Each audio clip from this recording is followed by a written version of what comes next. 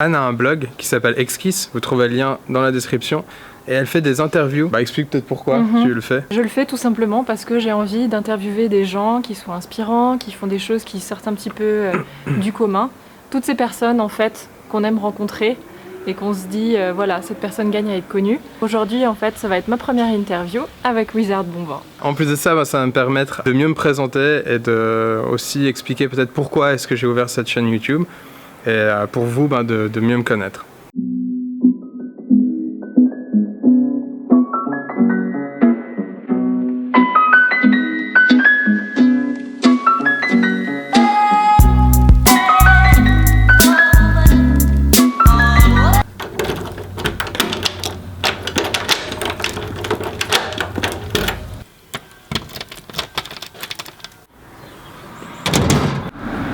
On va où?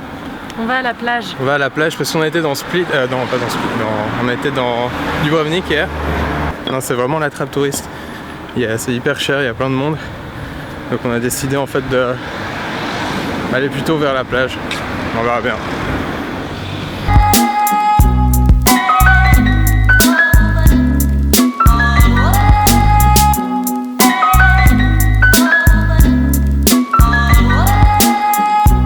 La bonne nourriture locale.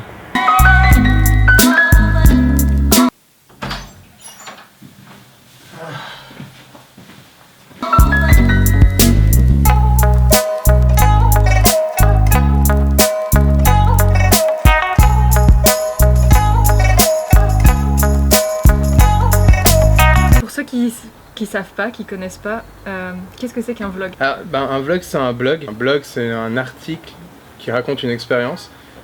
Et la différence entre un blog et un vlog, c'est le V. Ça veut dire que c'est la même chose qu'un blog, ça raconte une expérience, mais à travers des images faites avec une caméra. Et du coup, comment ça t'est venu l'idée tout simplement de faire des vlogs?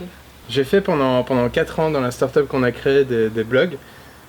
Et en fait, je sais pas très bien écrire. Il y avait toujours un de mes associés, Victor, qui m'aidait à le faire. Et j'avais toujours les idées pour les articles, je faisais moi les recherches, etc.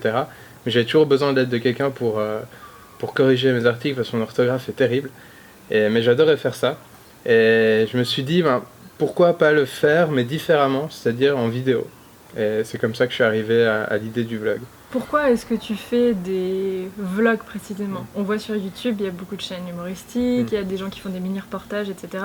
Le vlog, c'est quelque chose d'assez particulier. Alors le vlog humoristique, je faisais beaucoup de sketchs quand j'étais plus jeune, quand j'étais très jeune. Et il y a déjà plein de gens qui le font sur le marché francophone, donc j'ai pas envie de refaire ou d'essayer de copier ou etc. Ça m'intéresse pas et en plus je pense que j'ai pas du tout les capacités. Après les reportages j'aime bien aussi, mais ça demande beaucoup de moyens, beaucoup de techniques. Ça aussi je pense pas que j'ai vraiment la capacité de le faire. Je préfère me faire des vlogs qui sont un peu plus à vif, un peu plus vrais. Et d'ailleurs dis-nous, ils racontent quoi tes vlogs? Ils racontent plein de choses, ils racontent un petit peu mon expérience que j'ai eue dans l'entrepreneuriat. Bon, pour l'instant il y en a pas beaucoup. Il n'y a pas beaucoup de vlogs qui concernent l'entrepreneuriat, il y en a un pour l'instant, mais il y en aura beaucoup plus après. Donc ça raconte le voyage qu'on fait cette année, et ça raconte aussi un petit peu la vie de tous les jours. Ça raconte juste la vie d'un mec qui prend une année pour voyager. Alors il y a beaucoup de gens en fait qui disent que les vlogs c'est réservé aux gens qui n'ont pas de talent justement. Oui. Qu'est-ce que tu réponds à ça? Déjà ils ont raison, c'est-à-dire que effectivement, si j'avais vraiment du talent et que j'étais un reporter extraordinaire, je travaillerais plutôt pour CNN ou CNBC ou National Geographic, mais c'est pas le cas. Donc c'est vrai que YouTube c'est un moyen vraiment accessible pour nous amateurs de produire quelque chose et surtout de le distribuer. Mais en même temps, j'ai envie de répondre à ces gens, on disait la même chose des youtubeurs il y a 10 ans. C'est eux qui ont entre guillemets le pouvoir maintenant, c'est les youtubeurs, que ce soit des vlogs, que ce soit des humoristes, que ce soit aussi des chaînes de jeux vidéo, etc.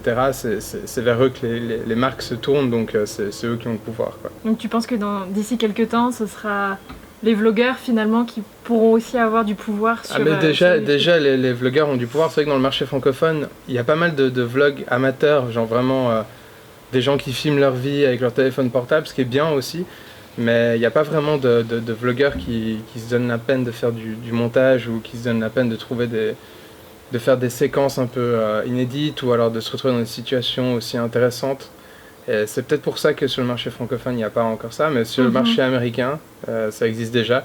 Et ces gens-là ont ont énormément, enfin, elles sont vraiment très très reconnues et puis gagnent même des prix. Et ce sont des prix de reportages, de documentaires, etc. Selon toi, qu'est-ce qu'il faut pour faire un bon vlog? Parce que même s'il y en a qui disent qu'il ne faut pas avoir de talent, qu'est-ce qu'il faut en fait? C'est quoi la recette pour faire un bon vlog selon toi? Pour moi, il faut une caméra déjà. Ça peut être n'importe quelle caméra, même son téléphone portable, mais c'est vrai que c'est bien d'avoir quand même une vraie caméra. Il y en a pour 200 € à peu près.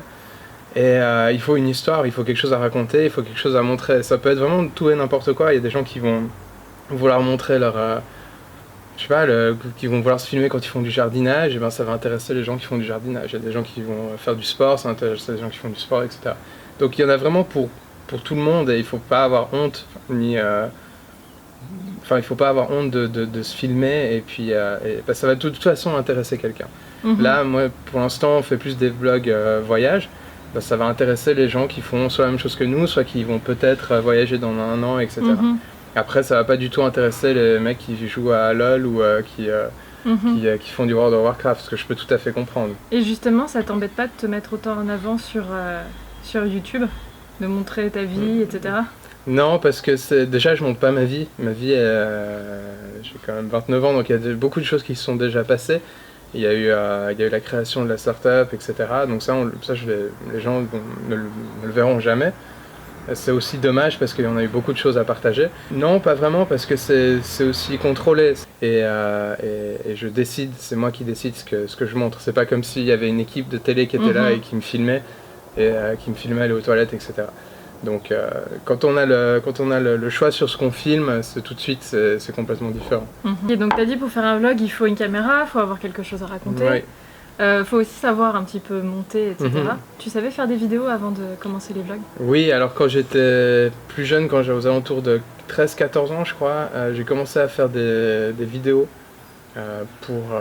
pour mes parents ou même pour moi-même. Je me souviens même plus pourquoi j'en faisais en fait. J'aimais bien, je travaillais sur Sony Vega.